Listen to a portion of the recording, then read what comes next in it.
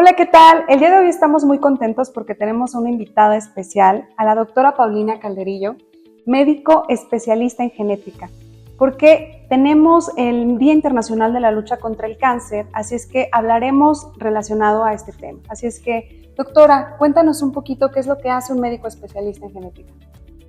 Muchas gracias, Michelle. Lo que yo hago es identificar a las pacientes que nacen con una alteración en su ADN. De acuerdo. Y doctora, cuéntanos, ¿por qué iría una paciente con cáncer de mama a una consulta contigo? 1 de cada 10 mujeres con cáncer de mama tienen un origen genético, una alteración con la que nacieron que las pone en alto riesgo de cáncer. Y entonces tienen más riesgo de hacer un segundo cáncer y aparte de heredárselo a sus hijos. Ok. Entonces, esto me lleva a la siguiente pregunta. ¿Qué tan frecuente es esto? Depende de las alteraciones, pero las más frecuentes, que son en los genes BRCA1 y BRCA2, que justamente uno de estos fueron los que identificaron el caso de Angelina Jolie. No sé si supiste de este caso.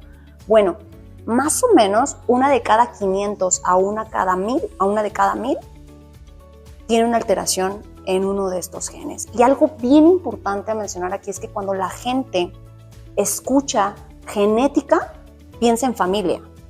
Y no necesariamente.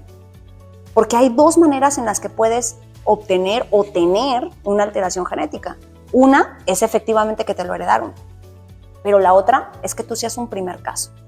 Y ahí es donde es más difícil identificarlo. ¿Cómo es que lo identificamos? Justamente ese es mi trabajo. Viene una paciente y yo tengo que discernir si esa paciente le tocó por azar el cáncer, si tiene algún componente familiar pero no puramente genético, o si en realidad, sin que haya hecho otra cosa, ese cáncer es por una alteración en su ADN. De acuerdo. ¿Y nos puedes explicar cómo se hacen estas alteraciones? Siguiendo con lo mismo que estaba explicando, ¿no? Lo primero es que pueden ser nuevas, al azar. La simple naturaleza hace eso, ¿no? Y la otra, pues, es heredada, que es lo que suele llegar más a mi consultorio, ¿no? Por antecedentes familiares. Pero justamente es difícil que los médicos piensen en algo genético si eres el primer caso. ¿Cómo lo ligamos o cómo lo sospechamos? Pacientes menores de 45 años con cáncer de mama es un factor de riesgo para pensar en algo genético. 2 o más familiares con cáncer de mama o algunos otros cánceres como cáncer de ovario, cáncer de páncreas, cáncer de piel en asociación en la familia. O, esto es muy importante, una persona que ha tenido cáncer en 2 ocasiones, eso hay que sospechar que es genético. Yo le digo a los pacientes que es como esta pregunta: ¿por qué una persona que se ganó una vez la lotería, por qué se la ganaría 2 veces? Uno piensa que esa persona pues hizo trampa, ¿no? Esta es como una trampa diferente, pero entonces ese paciente también es candidato a estudios. De acuerdo. Y justo que hablas de estudios, ¿cuáles son esos estudios que hoy existen? Son estudios en sangre. Hay muchos. Va a depender de tu historia personal y de tu historia familiar cuál es el estudio que tú requieres. No es un estudio que vas a mostrador y lo pides. Ese es el papel del genetista. O sea, hago tu árbol genealógico, te pregunto tu historia clínica completa, integro toda la información y entonces sí, puntualmente indico si eres candidato a estudios, hazte por esto, esto y esto, con estas ventajas y desventajas. No eres candidato, no te preocupes, este es un cáncer que seguramente te tocó, pero necesitas hacer este y este estudio o no te preocupes por tus hijos, ¿sale? Justamente es como hacer el plan personalizado para cada uno de los pacientes. De acuerdo. Imaginemos que ya identificaste la alteración, ¿y ahora qué? ¿Qué es lo que tienen que hacer los pacientes? Excelente pregunta, porque la gente por cultura piensa que si algo no se cura, pues entonces ¿para qué ponerle atención, ¿no? Efectivamente, las enfermedades genéticas no se curan. Esto es algo que no puedes modificar.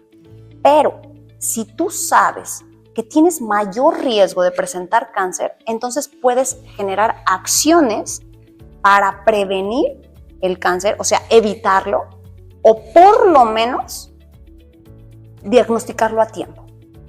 Y entonces, ¿qué son esos? Va a depender de qué genes sean, dónde están, qué porcentajes, qué órganos, pero gira en torno a cirugías, como la que se hizo Angelina Jolie, quitarse las mamas, quitarse trompas de falopio y ovarios para que el riesgo se vaya casi a cero, porque estos genes dan riesgo de hasta un 80-90% de hacer cáncer de mama a lo largo de la vida.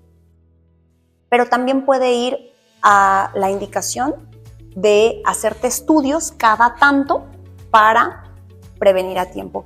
Y algo muy importante que creo que se tiene que mencionar es sin importar. Si tienes o no una alteración genética, tienes que voltear a ver la vida que llevas, ¿no?